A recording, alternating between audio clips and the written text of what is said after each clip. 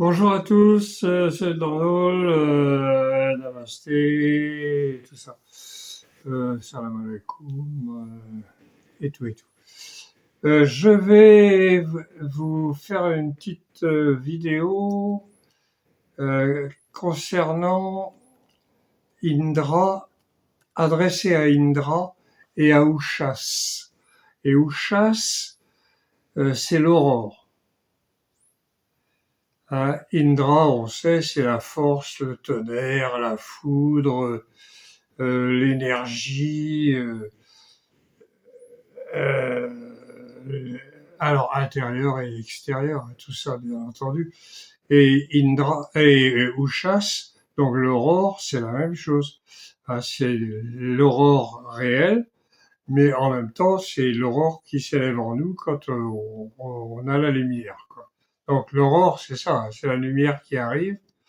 Et je vais essayer de redresser un peu. Ah, ça marche pas. Bon, tant pis. Voilà. Donc, euh,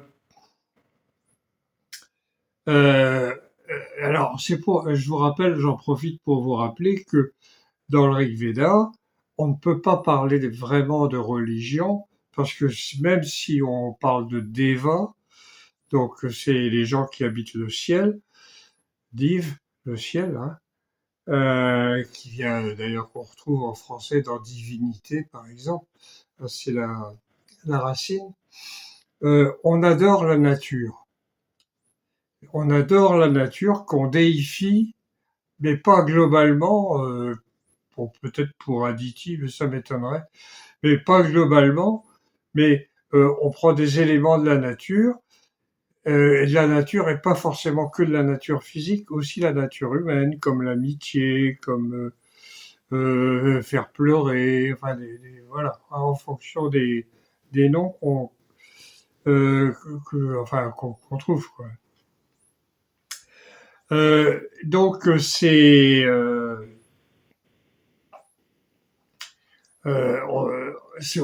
on peut pas parler de religion, même s'il y a des prêtres, il n'y a pas de clergé, si vous voulez. Hein, c'est des gens qui sont spécialisés dans la réalisation des sacrifices, qui connaissent parfaitement tous les mantras qu'ils ont à dire pendant le déroulement du sacrifice. Mais s'il n'y a pas des dieux dans le ciel, comme dans le monothéisme, par exemple, où il y a un dieu, on ne sait pas trop à quoi il ressemble, ni voilà, hein, il n'y a pas un dieu, il y a alors il y a autre chose, hein, que notre vie matérielle, ça c'est sûr, mais il faut aller voir. Et quand vous avez vu, vous comprenez, mais alors pour expliquer aux autres, vous n'y arriverez pas. Bon, c'est difficile, c'est comme ça. Parce que c'est au-delà des mots, au-delà de l'intelligence, au-delà de tout ça.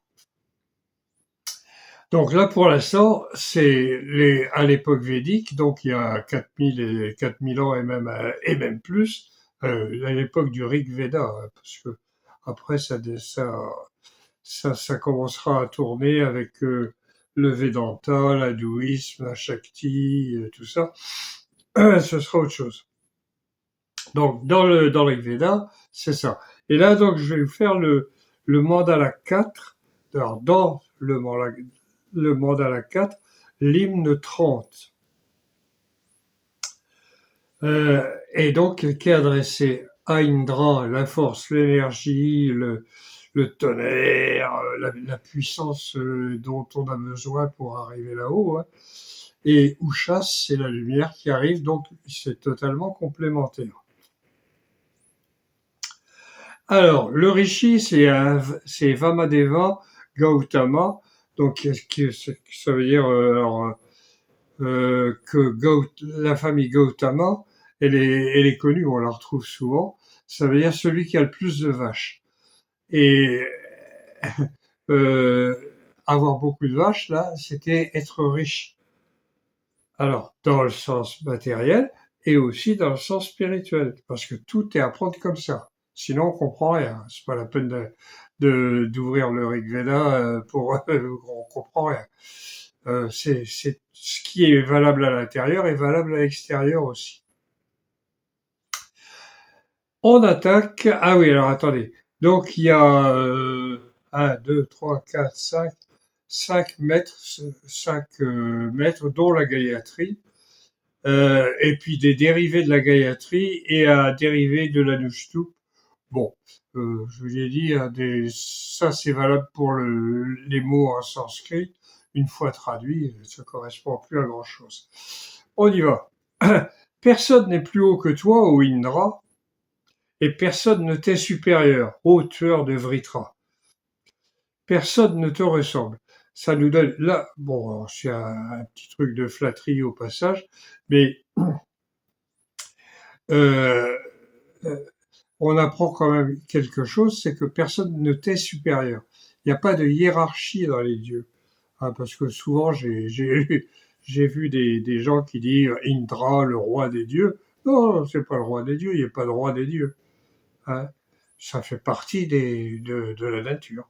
Alors c'est vrai que c'est lui qui a le plus d'hymnes qui lui sont adressés dans tout le Rig Veda, mais c'est pas lui qui démarre les mandalas. Celui qui démarre les mandalas, je regarde mon micro parce que j'ai perdu la petite pince. J'ai mis une pince à lâche.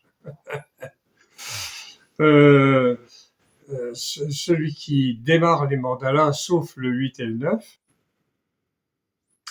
parce que ça, c'est des trucs qui ont été faits après, et ça, enfin après, en période de période urbaine où les villes étaient bien au point, le commerce marchait bien, tout ça, tout se passait bien, jusqu'à ce que arrive ce qui met fin à la civilisation, comme toutes les civilisations, ça s'est arrêté.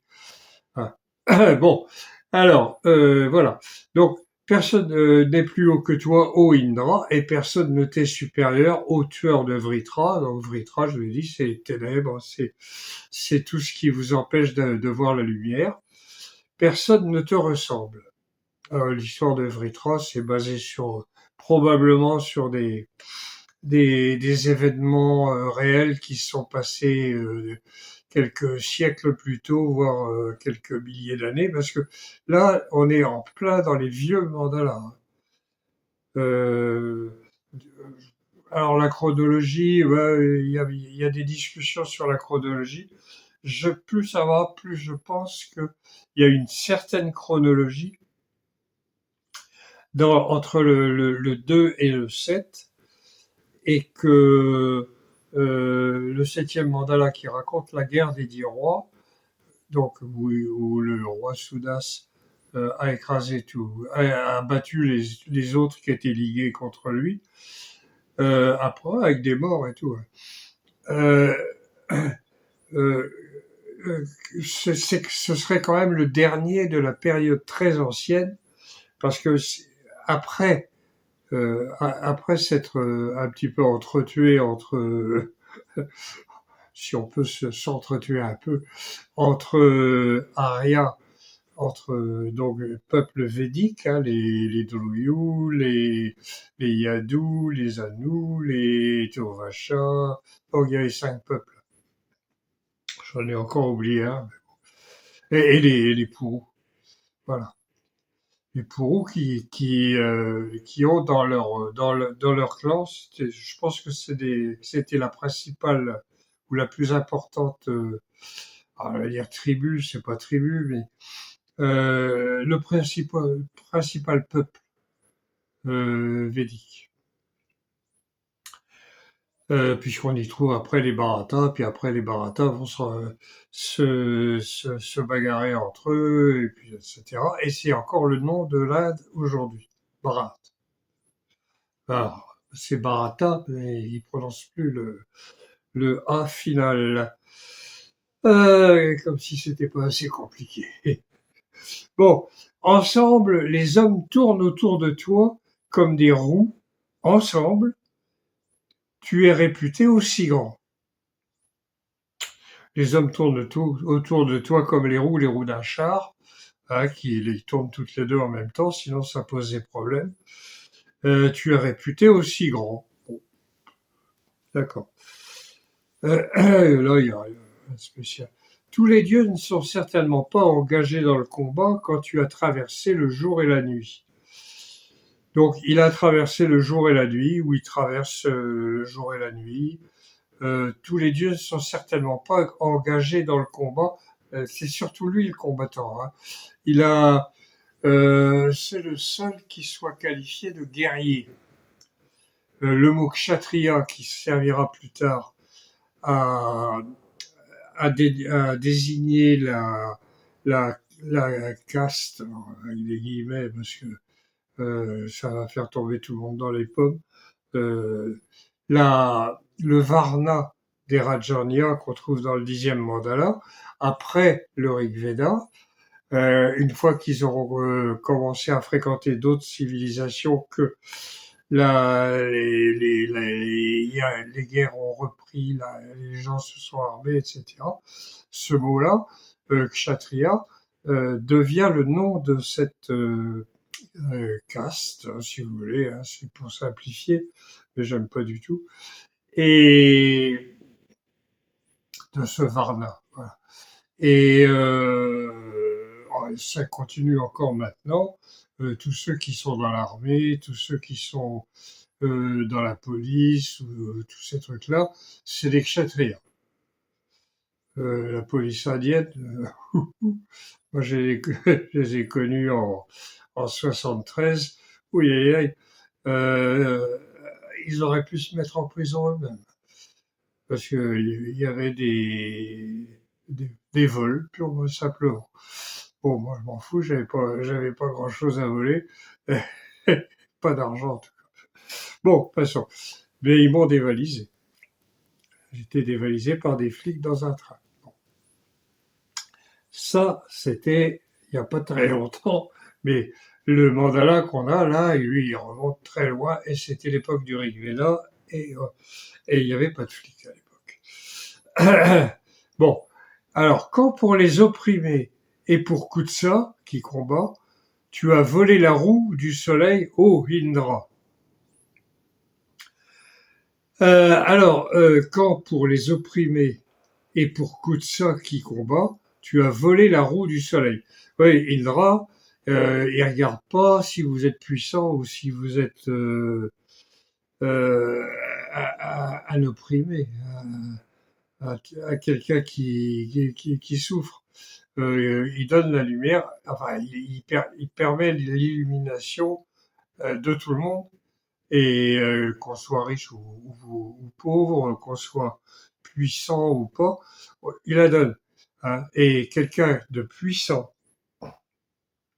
on va en prendre un comme ça au hasard, Elon Musk, s'il n'était pas à moitié cinglé, euh, et puis il prend de la kétamine tous les 15 jours. Euh, c'est s'il avait vraiment une expérience comme ça, après il serait plus le type délirant, nazi et tout et tout. Il pourrait plus, ou alors il serait devenu fou.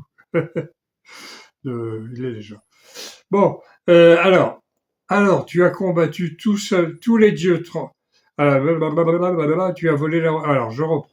Alors, quand pour les opprimés et pour Kutsa qui combat, tu as volé la roue du soleil, ô Indra, alors tu as combattu seul tous les dieux tremblants. Ô toi, Indra, tue l'ennemi.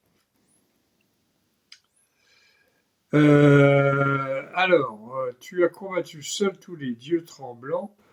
Les dieux, ils avaient peur, hein, parce que l'obscurité, Vritra, les ténèbres, tout ça, c'est pas leur tasse de thé, hein. C'est la lumière, voilà. Et l'ennemi, ben, c'est tout ce qui nous empêche d'arriver au, j'allais dire au septième ciel, au ciel, ça suffit. Euh, et, euh,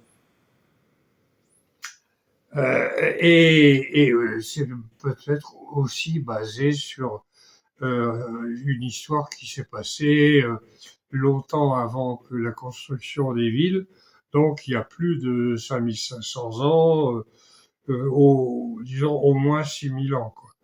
Parce que là, il parle de roue, il parle pas de roue avec des rayons. C'est un marqueur, ça, au point de vue temporel. La plus ancienne trace de roue à rayons qu'on a trouvée, c'était à Mehrgarh, hein, au Pakistan, qui a après été inclus dans la civilisation des sept rivières. Mais euh, c'était, alors on n'a pas retrouvé une roue parce que Mehrgarh remonte à 9000 ans. Donc ça ne nous rajeunit pas, comme dirait l'autre. Donc c'était une cité-État qui avait développé son truc et qui était évidemment dans le même ton que pour l'Inde védique, l'Iran, une partie de l'Afghanistan, la civilisation des oasis et la civilisation de l'Oxus, celle de la Moudaria. Le long de la Moudaria, il y avait une petite civilisation, voire raisonnablement importante quand même, et qui était gérée par des femmes. Dans la civilisation des oasis dans le désert de Karakoum, c'était pareil. Et on voit que dans le Rig Veda, sauf dans le 10e mandala où là, ça commence à dérailler puisqu'il n'y a plus de soma depuis 2 ou 3 siècles, peut-être un siècle ou deux. Ouais. Pour les femmes, ça commence à devenir un petit peu difficile. Pas grand-chose, mais c'est les histoires de co-épouses. Bon, alors vous allez me dire, en Afrique, c'est pas ça qui manque. Voilà. Bon, voilà. Ben, c'était à peu près le même truc. Donc voilà. Alors quand pour le mortel, tu as fait lever le soleil, tu as protégé Etacha par tes aides. Alors, Etacha, je vais voir ce que ça veut dire. Ça veut dire brillant. Donc, et quand, pour le mortel, tu as fait lever le soleil, donc l'illumination, hein, la lumière qui monte, et en même temps dehors, puisque les sacrifices se faisaient dehors, et le soma était bu le 5e jour. Hein, quand je vous parle des sacrifices, je vous parle de l'agnistoma, qui est qui était le sacrifice de référence. Euh, donc ça durait 5 jours. Il y avait 4 jours où il y avait des rites, des machins, des rituels, des mantras, des ceci et cela. On allumait un feu là. Tu vois, on préparait, on se lavait, on se purifiait dans tous les sens. Et le 5e jour, alors on dormait pas la nuit entre le 4e et le 5e jour, mais et le 5e jour au matin, donc on n'avait pas dormi, on n'avait pas mangé. Et quand les premières lueurs de l'aube apparaissaient, hop, on allumait le feu, on disait que les mantras nécessaires pour, pour saluer la lumière qui arrivait ou chasse. Et on pressait le soma, ouais, où il était déjà pressé, et on le buvait de façon que c'était calculé, hein, c'était presque à la minute près. Il n'y avait pas de montre, mais et, et de façon à ce que le soma fasse son effet au moment où le soleil apparaît, quand il s'élève comme ça. Hein. Je ne sais pas si vous avez assisté à des levées de soleil après avoir bu le soma ou un équivalent. Une tryptamine, hein, c'est une famille de molécules. Moi j'ai fait, hein, enfin c'était ailleurs, pas ici. De toute façon, avec les nuages qu'il y a, on verrait pas beaucoup. Et oui, c'est l'effet est bœuf. Bon, voilà. Donc tu as protégé ta chat par tes aides, tu as protégé ce qui est brillant par tes aides. Tes aides, les aides que tu donnes, que tu offres. Quoi Alors quoi, tu es le tueur de Vritra, le plus engagé, tu as traversé courageusement le jour. Ouais, alors là, je vois pas trop pourquoi. Alors que le tueur de Vritra, oui, bon, il est connu, c'est un de ses noms, un de ses qualificatifs. Euh, c'est bon, c'est un tueur de ténèbres, donc il a la lumière.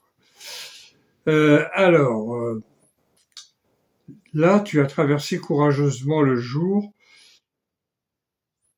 Ah, je vois pas trop là. Qu'est-ce que ça veut dire, mais bon. Si vous avez une idée, n'hésitez pas, soit dans les commentaires, soit sur mon site rigveda.blog. Il y a une page contact, vous pouvez écrire. Ça m'arrive directement dans ma boîte mail et je réponds à tout le monde. Parce qu'il y a pas beaucoup de monde à regarder. Le jour où vous serez 300 000, je pense que je répondrai pas à tout le monde, mais ce jour-là n'est pas près d'arriver. Voilà. Bon, donc toi, tu es le tueur de Vritrol, plus engagé. Tu as traversé courageusement le jour. Et quand tu as fait cet acte héroïque, courageusement, la femme a voulu tuer le plus mauvais venu du ciel. Alors, la femme, ah oui, la femme, c'est l'aurore. Je reprends. Et quand tu as fait cet acte héroïque, courageusement, la femme a voulu tuer le plus mauvais venu du ciel. Donc, je sais pas ce qu'ils appellent le plus mauvais venu du ciel. La nuit, les ténèbres, peut-être. La femme, c'est l'aurore. Elle est représentée, elle est décrite, un de ces jours, je vous en chercherai une spécialement rien que pour elle. Elle est décrite comme une femme superbe, splendide, qui est d'une beauté rayonnante et qui arrive en dévoilant ses seins. Et j'avais fait un article pour mon site avec l'intelligence artificielle qui fabrique des images, et j'avais fait une belle déesse qui arrivait les seins nus. Et j'ai posté sur Facebook, et j'étais censuré. Alors, bon, c'est l'intelligence actuelle. Voilà. Donc, quand tu as fait cet acte héroïque courageusement, la femme, donc l'aurore, a voulu tuer le plus mauvais venu du ciel, donc les ténèbres.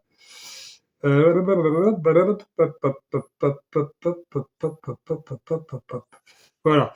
La sœur du ciel, l'aurore, a été vénérée comme une grande, ô Indra. Toi le grand, pour obtenir l'arc. Je pense qu'il s'agit de l'arc-en-ciel. C'est de l'arc-en-ciel. Voilà. La sœur du ciel, l'aurore, a été vénérée comme une grande, ô Indra, toi le grand, pour obtenir l'arc. Bon, voilà.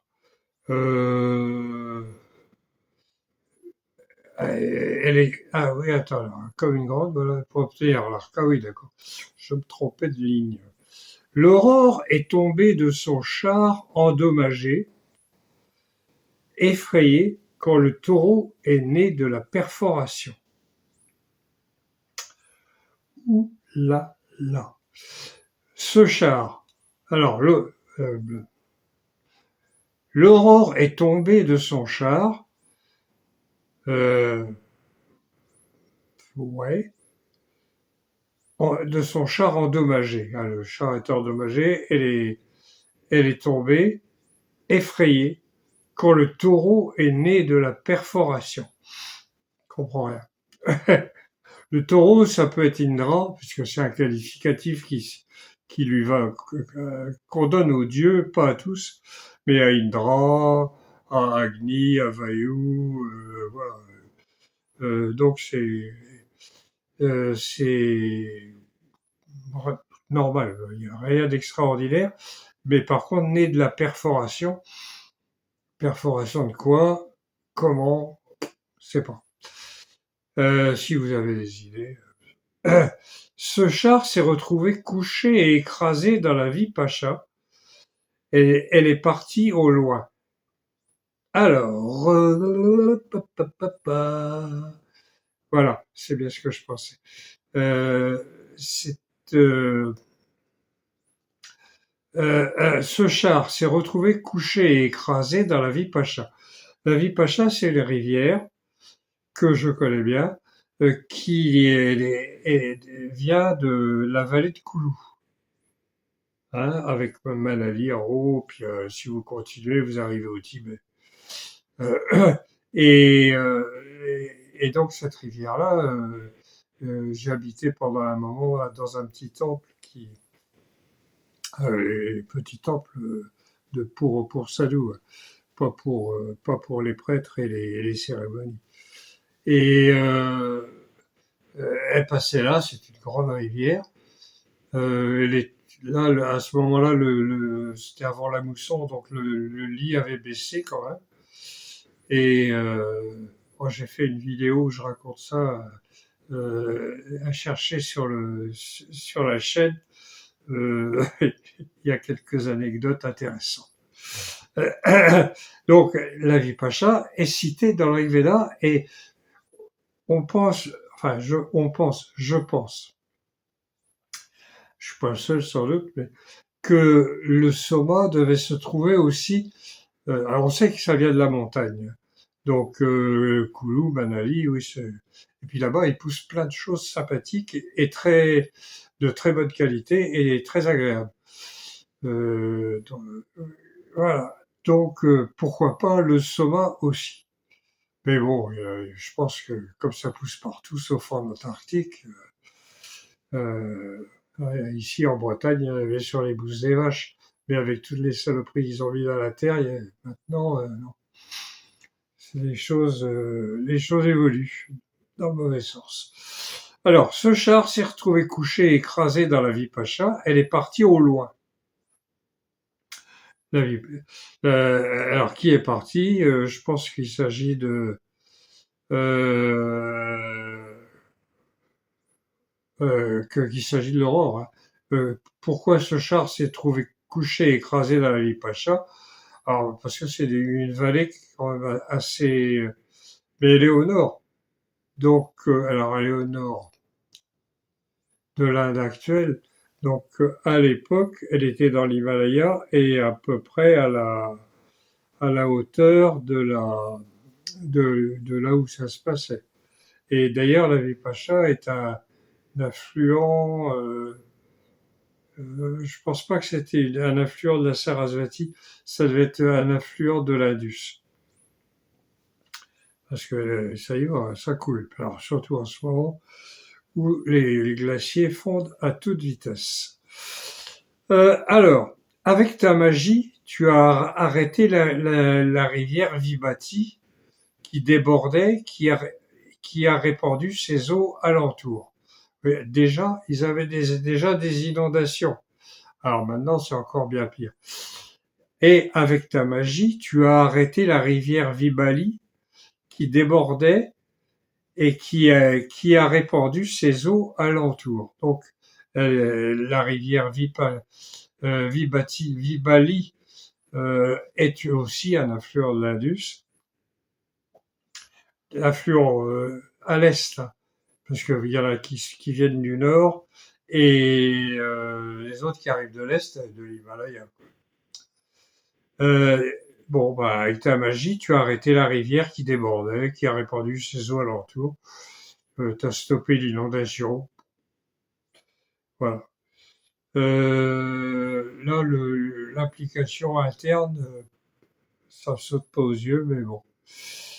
Euh, Tu as, par ta puissance, pris les possessions de Shushna, se trouvant dans les villes quand tu les as détruites.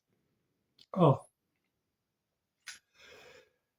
Ah, ah, ah, ah, ah. Alors, bon, je le relis, hein. Et tu as, par ta puissance, pris les possessions de Shushna, se trouvant dans les villes, quand tu les as détruites. Plusieurs trucs. Bon, tu as, par ta puissance, pris les possessions de Shushna. Shushna, c'est la sécheresse, hein. C'est un ennemi. C'est un ennemi, c'est la sécheresse, et Indra l'a combattu comme il a combattu Vritra, et comme euh, alors par contre, on dit se trouvant dans les villes, c'est le mot pourra que j'ai traduit par ville là. Ça veut pas dire les villes de Mohenjo-daro ou Harappa ou Rakhigali, etc. Ça c'est euh, ça c'est valable aussi pour un petit village avec des broussailles pour se protéger des animaux sauvages la nuit, ouais, les broussailles autour. Ouais. À partir du moment où c'est un endroit qui est protégé et un petit peu fortifié, c'est pour. Bon, alors maintenant on dit pour, puisque je l'ai dit tout à l'heure, il prononce plus le dernier A, Jaipur, Udaipur, etc. C'est Jaipur, la ville des Jains, Udaipur, je ne sais pas. Je n'ai pas réfléchi à la question. À la question. Bon, et tu as par ta puissance pris les possessions de Shushna se trouvant dans les villes quand tu les as détruites. Donc il a détruit les villes, donc ou des petites places fortes. Après, je crois que je traduirais par place forte. Euh, bon, c'est pas d'une importance capitale, mais quand même, si on pense au niveau chronologie, ville, ça peut induire en erreur parce que on peut dire ah ben, ils avaient déjà des villes. Non, non, attendez, attendez. C'était voilà. Bon, deuxième édition, peut-être que je changerai, je ne sais pas. Euh, s'il y a une deuxième édition. Voilà, voilà. Bon, tu as tué Shambhara et tu as tué Shambhara, le fils d'Asa de Kulitara, en bas de la montagne. Alors là, c'est le fameux Shambhara, celui qui avait 92 villes ou places fortes. 99, hein, j'ai dit combien? Je sais plus. Bon, bref, il avait 99 villes qu'Indra a détruites et, et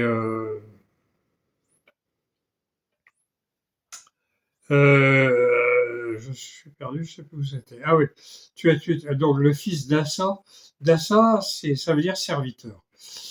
C'est après, je veux dire, hein.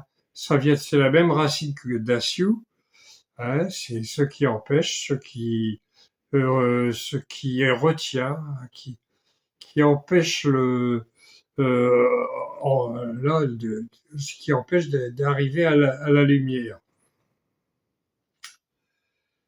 Oui. Euh, puisque Shambhara était chef des Dasyus ou des Dasa. Oui, c'est ce qui empêche d'arriver à la lumière intérieurement. Mais c'est basé probablement sur des faits réels qui ont eu lieu il y a quelques milliers d'années, ou quelques siècles ou milliers d'années avant ça, hein. Et pour nous, alors, ça remonte à loin. Bon, alors Kulitara, je me rappelle plus ce que c'était, ce que ça voulait dire. J'ai pas mis de note de bas de page, c'est pas mal. En bas de la montagne. Et tu as frappé les 100 000. Alors les 100 000 quoi? Les 100 000 démons. Voilà. Et tu as frappé les 100 000 du. Les, alors, je recommence. Et tu as frappé les 100 000 du démon Varchin, plus 5 autres intelligemment. Là, ça doit se rapporter à une légende quelconque, parce que euh, les 5 autres 100 000 démons, donc c'est les enfants du démon Varchi. Euh, là, ça doit faire allusion à une légende ou à un truc qui était raconté le soir à la veillée autour du feu. Et qu'on nous a pas transmis, ou peut-être qu'on va retrouver ça dans l'énorme littérature indienne ancienne. Mais alors, là, il faut chercher. Hein, et c'est du boulot. Bien. Et donc là, il a fait intelligemment. C'est bien. Tu es ce fils de la célibataire qui avait été chassée. Indra a accepté sans taction dans les hymnes. Et, parce que tu es, et ce fils de la célibataire qui avait été chassé.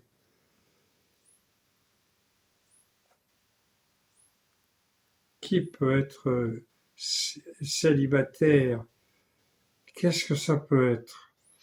Indra a accepté sans taction dans les hymnes, ça on le verra souvent. Toi qui as, oh Indra, toi qui as commis 100 actions, 100 actes merveilleux, là c'est aussi à prendre dans un sens un peu symbolique. Par contre, là, c'est le fils de la célibataire. La célibataire, ça pourrait être l'aurore, ça pourrait être... si, c'est le soleil, bien sûr, couillon.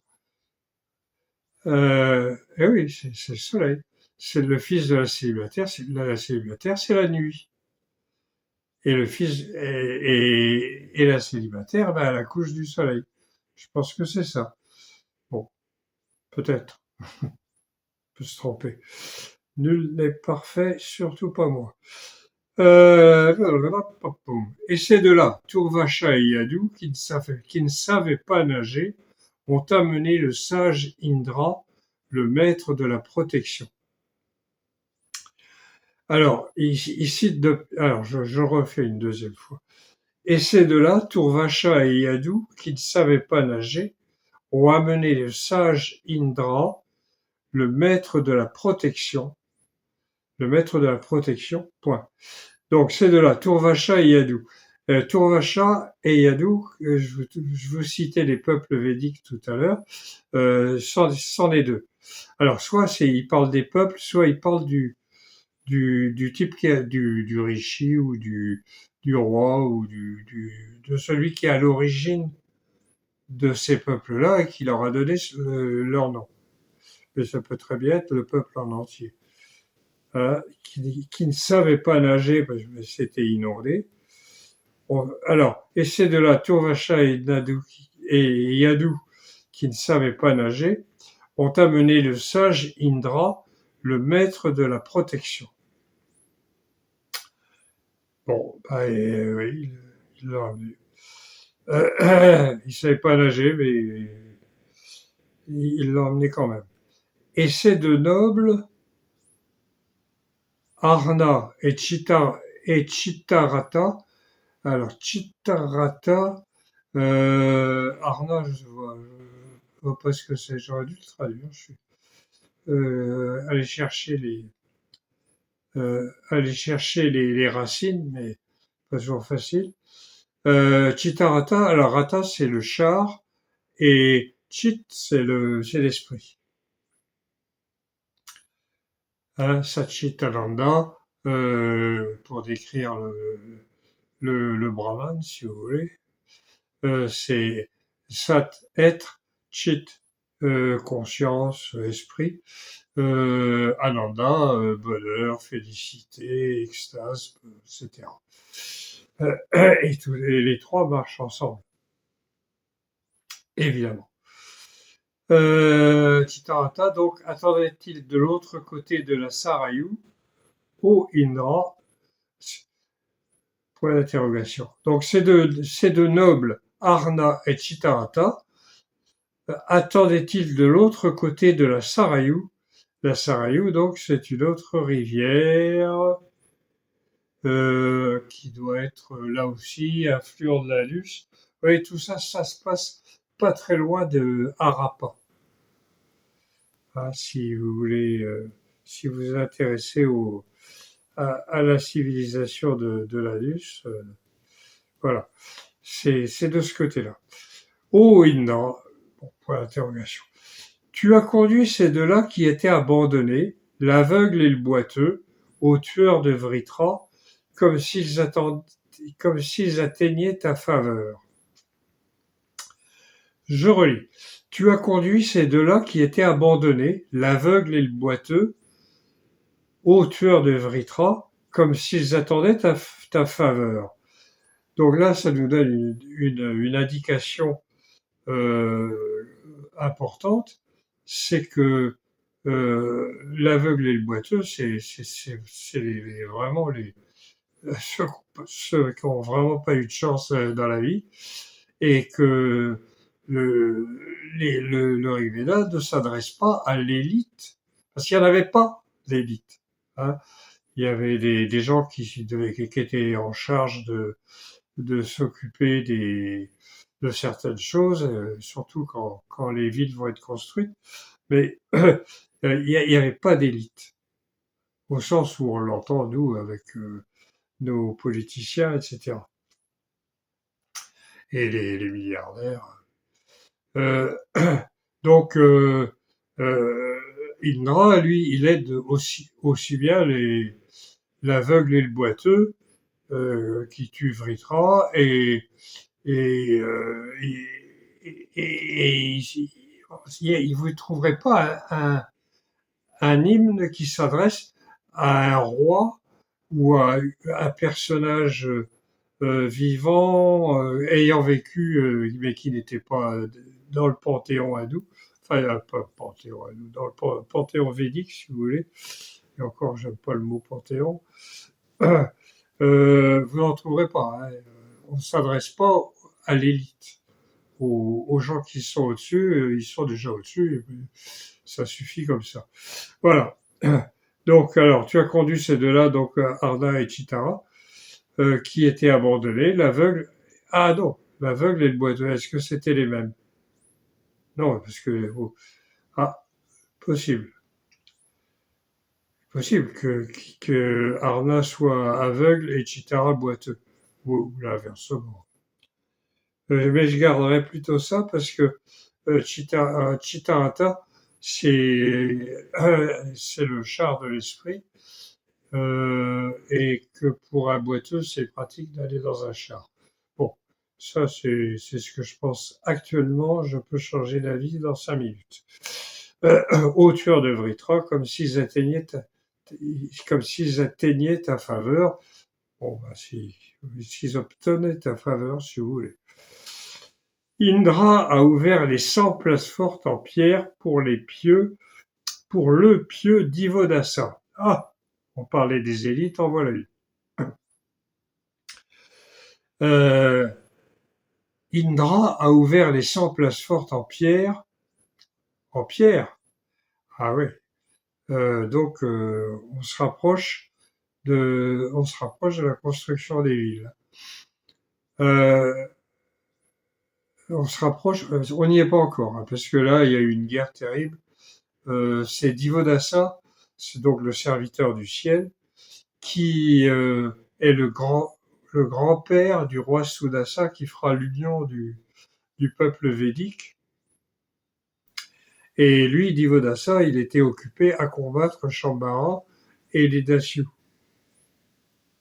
Hein, et donc, il a détruit 100 places fortes, même si elles étaient protégées par des murets ou des murs, ou, je ne sais pas. Mais on n'est pas encore dans la période urbaine, loin de là. Pour Dabiti, oh, j'aurais dû traduire. Euh, pour Dabiti, endormi par ses forces, tu as endormi. Ouais, bah, un petit truc. tu as endormi par ces forces 30 000 ennemis. C'est pas ça. Pour d'habitude,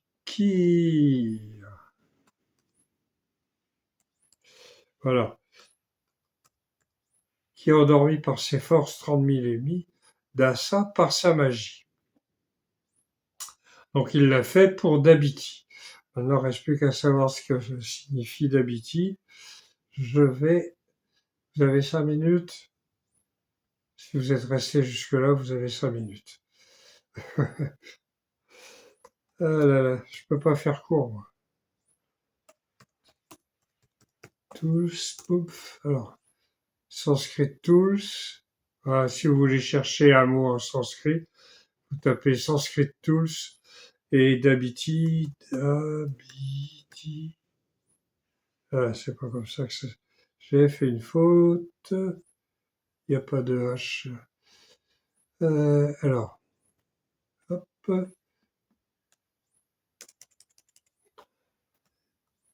Da. Voilà. Et hop. On a le mot. Ah oui, c'est un ennemi. Hein, là, il donne pas la racine, mais c'est un ennemi à quelqu'un qui vous injure, qui vous insulte. Et voilà. Oui, 4,41, c'est ça. Voilà. On est dans le truc. Donc voilà. Oh non, tant pis. Allez, je reviens là. Donc pour Dabiti, qui a endormi par ses forces 30 000 d'Assa par sa magie. Donc c'est un ennemi, mais qui a quand même endormi les 30 000 ennemis par sa magie. Pourquoi 30 000? Je sais pas, il y a sans doute une raison. Mais bon. Et nous arrivons au dernier. Et toi, tu es le même maître des vaches, ô Indra, tueur de Vritra, qui a mis toutes ces choses en mouvement. Et toi, tu es le même maître des vaches, ô Indra, tueur de Vritra, qui a mis toutes ces choses en mouvement. Voilà. Ah non, il y a encore deux. Et, et maintenant, quel acte digne d'Indra est à faire, ô Indra, que personne ne pourra empêcher aujourd'hui? Qu'est-ce qui reste à faire, ô Indra, pour que personne ne puisse en empêcher? Ah, c'est ça. Et maintenant, quel acte un acte digne d'Indra est à faire, ou Indra, que personne ne pourra empêcher aujourd'hui. Donc, que personne ne pourra empêcher de faire cet acte digne d'Indra. Bon, il n'y a pas de réponse. Que le dieu Aryaman te donne ce qui est précieux, ô tueur de Vritra, ainsi que Pushan, Bhaga et le dieu Karulati. Bon, ben, c'est les autres dieux qu'on retrouve partout.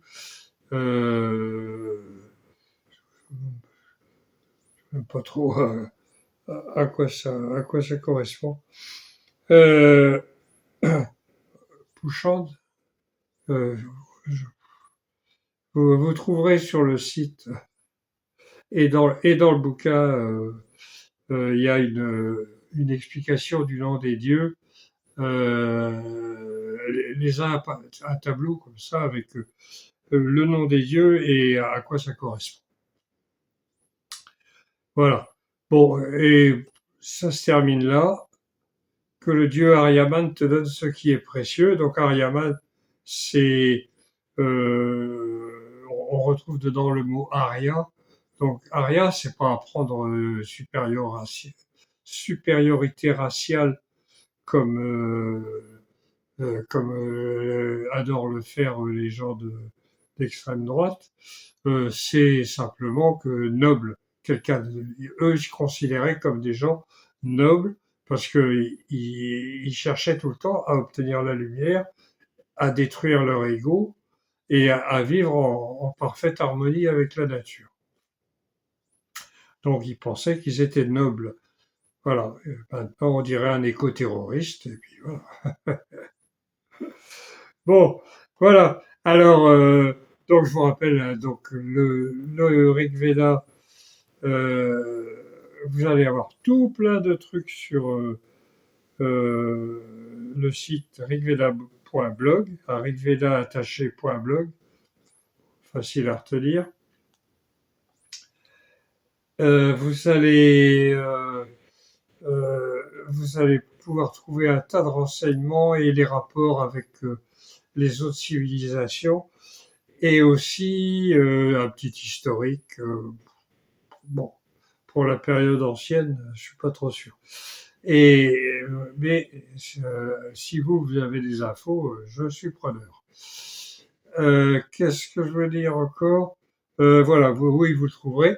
Alors, pourquoi j'ai fait la traduction du Rigveda? Ben, c'est parce que je comprenais pas pourquoi quand je prenais un hymne traduit par Renou, ou traduit par Langlois, ou traduit par un autre, ça parlait pas du tout de la même chose. Il y avait des mots qui avaient rien à voir, etc.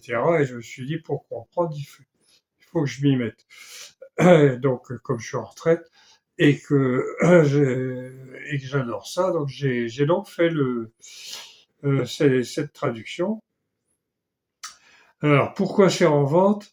J'aurais pu le faire copier-coller, disponible gratos partout. D'ailleurs, si vous êtes fauché, vous pouvez me contacter et me dire, bon, moi je suis à sec, est-ce que tu peux m'envoyer le PDF? Et moi, je vous le fais. Hein. Pourquoi je veux qu'il y ait des livres solides, matériels? Eh bien, parce que ça pourra peut-être nous servir plus tard. Euh,